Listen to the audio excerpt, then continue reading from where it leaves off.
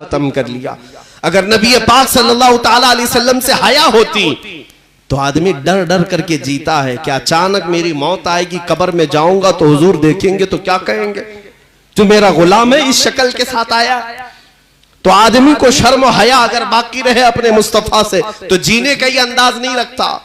खौफ खुदा अगर दिल के अंदर है तो इस तरह अय्याश नहीं रहता। इसलिए ये दो चीजें वापस अपनी जिंदगी में ले आओ। जब तुम जिंदगी तब्दील करोगे तब फिर तुम्हारा एक नारा भी बड़ा असरअंदाज होगा। बाकी यहां मजमू में बैठ कर के चीखने और चिल्लाने से क्या होना है।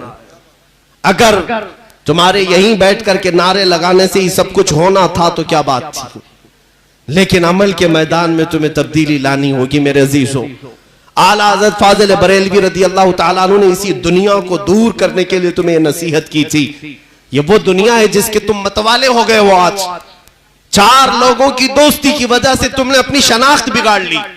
हुजूर की सुन्नतों को पीठ पीछे फेंक दिया। अपनी दाढ़ी को बार बार छिलाकर गटर के हवाले करते रहे सिर्फ इसलिए कि 4 लोगों में मेरी शक्ल अच्छी रहे, इमेज अच्छी रहे। तुम ये नहीं सोचते कि मेरे नबी पाक जब मुझे देखेंगे तो क्या कहेंगे।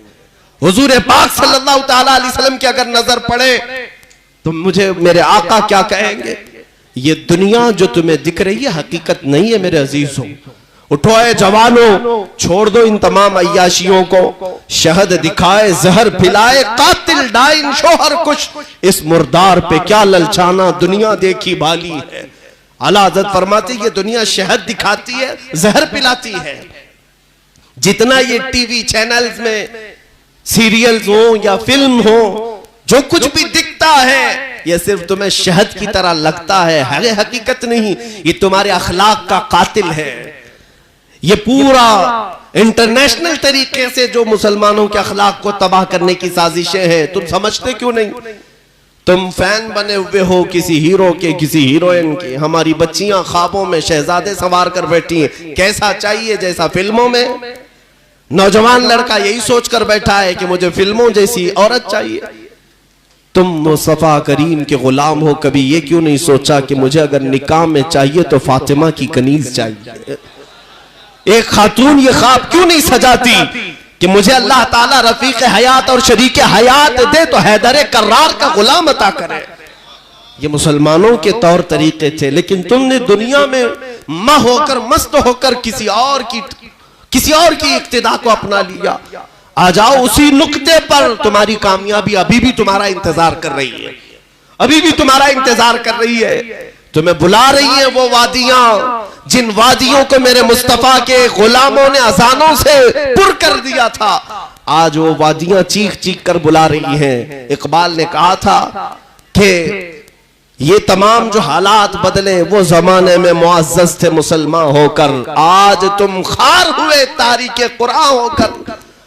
आज तुम सब छोड़ गए और वो तमाम वादियां आज जिस तरह वीरान नजर आ रही है। एक बात मैं कहता हूं मेरे अजीजों, न संभलोगे तो मिट जाओगे ए हिंदी मुसलमानों। तुम्हारी दास्तान तक न रहेगी दास्तानों में। और फिर बहुत खूब ये कहा है शायर ने, नहीं तेरा नशीमन कसर सुल्तानी के गुंबद पर, तू शाहीन है बसेरा कर पहाड़ों की चट्टानों में। तुम जिस तरह की जिंदगी गुजार रहे हो ये मेरे मुस्तफा की दी हुई जिंदगी नहीं है। सुबह गाने सुनते उठना, शाम को रक्स देखते हुए सो जाना, नहीं मेरे अजीजों। गुलामे मुस्तफा की सुबह शामें ऐसी नहीं होती गाने की धुन पर सुबह करता हो और फिल्म देखते हुए सो जाता हो। बल्कि मेरे मुस्तफा का जो गुलाम है वो यूं कहता है, मैं सो जाऊं या मुस्तफा कहते कहते, खुले आंख मेरी सल्ले अला कहते कहते। यह हमारे नगमे थे, यह हमारी जिंदगियां थी। जब से बदल लिया तुमने इन जिंदगियों को, उनसे फिरे जहां फिरा फिर आई कमी वकार में। जो कुछ आज कमी है वकार में। अजीजा ने गिरामी वकार, वो दौर कैसा था जब ये औलिया कामिलीन थे। इनके दीवार को आप मुताला करें या पढ़ करके देखें, इनका दुर्वेशाना अंदाज भी काफिरों के दिलों पर एक रौब तारी किया हुआ था। आज हुकूमत के तख्त पर बैठ करके भी बिल्ली बने हुए हमारे लीडर नजर आते हैं। क्यों?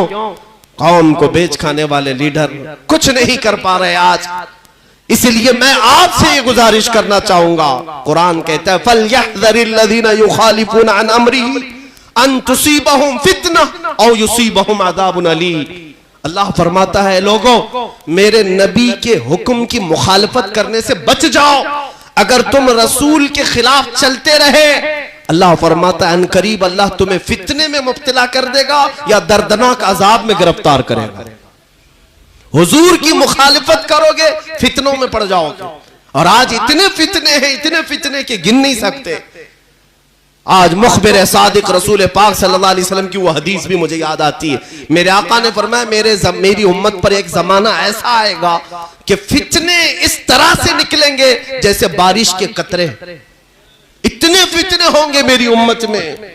और एक मिसाल में मेरे आका ने यह फरमाया, तस्बीह के दाने जिस तरह टूट कर बिखर जाते, तस्बीह की अगर डोर टूट जाए, तस्बीह का धागा अगर टूट गया तो उसके जो मनके हैं कैसे जमीन पर गिर जाते हैं। हुजूर पाक सल्लल्लाहु अलैहि वसल्लम फरमाते हैं फितने इस तरह से फैल जाएंगे, एक को पकड़ने की कोशिश करोगे दूसरा उधर चला जाएगा, दूसरा पकड़ने की कोशिश करोगे तीसरा इधर चला जाएगा। आज फितनों का दौर ऐसा ही है, आप देख नहीं रहे। आज हालात ऐसे हैं कि घर जलाए जा रहे हैं और तुम अभी अपने ऐश को खत्म नहीं करना चाहते। क्या मेरे अजीजों ये फिक्र का वक्त नहीं है? क्या ये सोच विचार का वक्त नहीं है? क्या ये लड़ने का वक्त है? आज तुम्हारी अजानें दांव पर लग गई, रसूल पाक सल्लल्लाहु अलैहि वसल्लम की इज्जत पर मुसलसल हमले, बल्कि अल्लाह रब्बुल इज्जत की शान में भी गालियां दी जाने लगी। हिंदुस्तान का मजलूम अगर कोई तबका है तो हम हैं। सबसे ज्यादा टारगेट जिस कौम को किया जा रहा है वो हम हैं। आज किसी दूसरे धर्म को इतना नहीं छेड़ा जाता। क्रिश्चियन यहां पर क्या खा रहे हैं, कैसे जी रहे हैं, किसी को फर्क नहीं पड़ता। लेकिन मुसलमान क्या खा रहा है, किस तरह खा रहा है, इस सब की फिक्र बड़ी है। कौन सा गोश्त खाता है, हलाल तरीके से या झटके से, इसकी फिक्र है। दुनिया नंगी घूम रही है, उसकी फिक्र नहीं। लेकिन हमारी बच्चियां हिजाब भी पहने तो उन्हें तकलीफ है, हिजाब भी पहने। अरे यहां तो स्कर्ट वाले, हाफ कपड़े वाले वैसे ही घूम रहे हैं। हमने कब किसको उंगली उठाई है? आजाद मुल्क के मजे ले रहे हो लोग, लेकिन हमारी बच्चियों का हिजाब भी अगर गड़ता है। अजानों का मसला है, सारी इबादत खानों में सब कुछ आवाजें अब तक चलती रही, भजन भी चलते रहे, घंटियां भी बजती रही, क्रिश्चियनों के यहां भी गीत गाए जाते रहे, गुरुद्वारों में संगीत पढ़ी जाती रही, लेकिन किसी का जिक्र नहीं। पूरे हिंदुस्तान में अगर आवाज से किसी को तकलीफ है तो अजानों से। टारगेट एक ही कौम, तुम ही हो। इसीलिए आला हजरत ने जो फरमाया, तवज्जो चाहता हूं, आपने फरमाया था तेरी गठरी ताकी है और तूने नींद निकाली है। तू कहता है मीठी नींद है, तेरी मथी निराली है। ये किस लिए कहा था आला हजरत ने? तेरी गठरी ताकी है, मतलब तुम्हारे पास जो ईमान की दौलत है यही सबको खटक रही है, यही सबको खटक रही है। तेरी गठरी ताकी है और तू सो रहा है। ये बड़े ताज्जुब की बात है। दूसरों को चोरी का डर नहीं, उनके पास है क्या? चोरी अगर होगी तो ईमान की होगी। तुम्हें डरने की जरूरत है। अलर्ट रहो, बेदार रहो। आंख से काजल साफ चुरा ले, यहां वो चोर बला के हैं और तुम सोए जा रहे हो। अजीजा ने गिरामी वक़ार, आज मुझे बताओ उम्मत के गयूर नौजवानों, कल क़यामत के दिन मौला जब हिसाब के मैदान में खड़ा करेगा, मेरे आका सल्लल्लाहु अलैहि वसल्लम फरमाते हैं उस वक्त तक कोई आदम का बेटा कदम नहीं हटा सकेगा जब तक मौला ताला के 5 सवालों का जवाब नहीं देगा। उनमें से पहला सवाल मौला ये फरमाएगा, ए इब्ने आदम, ए आदम के बेटे, मैंने तुझे जवानी दी थी, कहां कहां खर्चा किया, जरा हिसाब दे दे। अल्लाह ताला जब ये सवाल करेगा, जवानी का हिसाब देना इतना भारी हो जाएगा, इतना भारी कि मुहद्दिसीन फरमाते हैं बाज लोगों को 300 साल लग जाएंगे, बाज को 400 साल लग जाएंगे जवानी का हिसाब देते देते। मैं तुमसे पूछता हूं, कल बरोज़े क़यामत अगर तुमसे सवाल कर लिया जाए, जब मेरे नबी पाक की शान में गालियां दी जा रही थी उस वक्त तू कर क्या रहा था? तुम जवाब यही दोगे कि मैं फेसबुक चला रहा था, गेम खेल रहा था, रात भर चैटिंग कर रहा था। तुम्हारे पास मसरूफियत क्या थी? क्या तुम्हारा दिल दर्द कर रहा था? मैं तुम्हें बताऊं मोहब्बत किसे कहते हैं। मेरे आका सल्लल्लाहु ताला अलैहि वसल्लम का बायकॉट किया था मक्का वालों ने। 3 साल तक मेरे आका सल्लल्लाहु अलैहि वसल्लम का सोशल बायकॉट किया था मक्का वालों ने। हुजूर सल्लल्लाहु अलैहि वसल्लम और उनके चचा और उनके खानदान वाले शौब अबी तालिब एक घाटी है, पहाड़ों के बीच में रह रहे थे। 3 साल तक खाना पानी तक बंद करके रखा था और उनसे मक्का वाले सलाम कलाम मिलना जुलना रिश्ता सब कुछ बंद रखे हुए थे। यहां तक कि इन 3 सालों में कई दिन ऐसे आए मेरे आका के ऊपर कि हुजूर पाक सल्लल्लाहु अलैहि वसल्लम ने दरख्त के पत्ते चबा कर खाए और चमड़े को उबाल करके खाया, चमड़े को पानी गर्म करके उबाल करके खाए। ये 3 साल बड़ी सख्ती के गुजरे। लेकिन मोहब्बत किसे कहते हैं मैं बताऊं आपको। साद इब्ने मुआज मदीने के एक सहाबी हैं जो हुजूर पाक के हाथ पर इस्लाम ला चुके थे बहुत पहले ही, मक्का आकर के ही, और मदीने में रहते थे। मदीना 450 किलोमीटर दूर है मक्का से। उस जमाने में तकरीबन 9 दिन का सफर हो जाता था। जब साद इब्ने मुआज को पता चला कि रसूल पाक का बायकॉट किया है मक्का वालों ने, मेरे आका पत्ते खा रहे हैं और चमड़े को गर्म करके खा रहे हैं। साद बिन मुआज सरदार थे अपने कबीले के, अंसार सहाबा में सरदार थे, खजूरों के बागीचों के मालिक थे, बड़े पैसे वाले थे।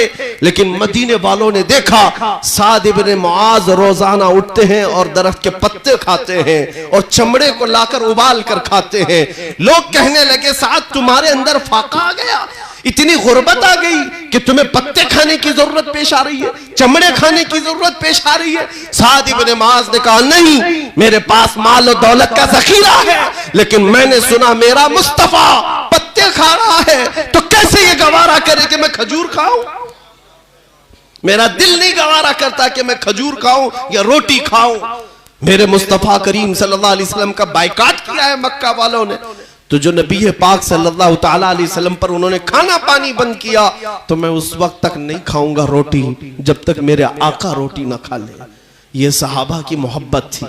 आज नबी कौनैन सल्लल्लाहु ताला अलैहि वसल्लम की मोहब्बत रखने वालों को इतनी तो फिक्र कर सकते हो कि तुम्हारे अंदर बेचैनी आ जाए, बेकरारी आ जाए कि मेरे नबी की इज्जत अब सलामत नहीं रही तो मेरी कौन सी इज्जत सलामत रहने वाली है, मेरे घर की क्या इज्जत बचने वाली है। मैं एक बात जिम्मेदारी के साथ कहता हूं, बात कड़वी जरूर होगी, या उलमा, या मशाइख, या सज्जादे, या आस्ताने, एक बात याद रख लेना, जो कुछ भी तुम्हारे पास आज है ये सिर्फ और सिर्फ ये खानकाहों और दीवारों की वजह से नहीं, ये मेरे मुस्तफा की वजह से है। नबी पाक सल्लल्लाहु अलैहि वसल्लम की निस्बत से सब कुछ मिला है। उलमा को जो इज्जत मिली है, उलमा का आज जो मुआश चल रहा है वो सब नबी के टुकड़ों पर है। खानकाहों के जितने सज्जादे हैं वो जो कुछ भी खाते हो मेरे मुस्तफा का सदका खाते हैं। और अगर हुजूर पाक के नाम पर अलर्ट नहीं हुए, बेदार नहीं हुए, तो हो सकता है ये नेमतें छिन जाएं, ये नेमतें छिन जाएंगी। मेरे अजीजों, हम कंप्रोमाइज सब बातों पर कर सकते हैं, लेकिन हुजूर पाक की इज्जत के मामले में नहीं होनी चाहिए। इतनी बेदारी ले आओ, इतनी बेदारी ले आओ जितनी बेदारी वक्त का मुजद्दिद देना चाहता था। बरेली का इमाम ये कह करके गया है, लोगों जिंदगी गुजारना हो तो यूं गुजारो, पुकारो गुंबदे खजरा के मकी को और गवाह बना करके ये कहो मेरा इस दुनिया में कुछ नहीं है, जो कुछ है वो आपका है। दहन में जुबान तुम्हारे लिए, बदन में है जान तुम्हारे लिए। या रसूल अल्लाह हम आए यहाँ तुम्हारे लिए, उठे भी वहां तुम्हारे लिए। जीने का तरीका ये होना चाहिए। और मुर्शिद गिरामी हुजूर ताजुश शरिया रहमतुल्लाह ताला अलैह ने आखिर वक्त में ये मैसेज दिया था, जिंदगी ये नहीं है किसी की किसी के लिए, जिंदगी है नबी की नबी के लिए। ना समझ मरते हैं जिंदगी के लिए, अरे जीना मरना है सब कुछ नबी के लिए। हुजूर पाक सल्लल्लाहु अलैहि वसल्लम के हो जाओ।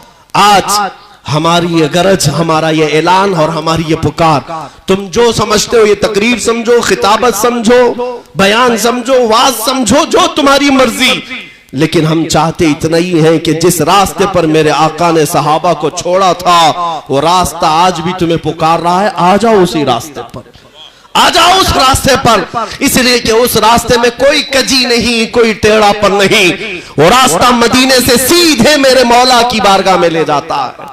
और ये औलिया कामिलीन के उर्सों पर आने वाले, आप यहां कोई तमाशा देखने नहीं आते, इन औलिया के आस्थानों पर, उर्सों पर आने वाले रात भर इंटरटेनमेंट करने के लिए नहीं आते। यहां जो आते हैं वो दिल की इस्लाह के लिए आते हैं। मैं अभी किताब अज्जुमिया साहब ने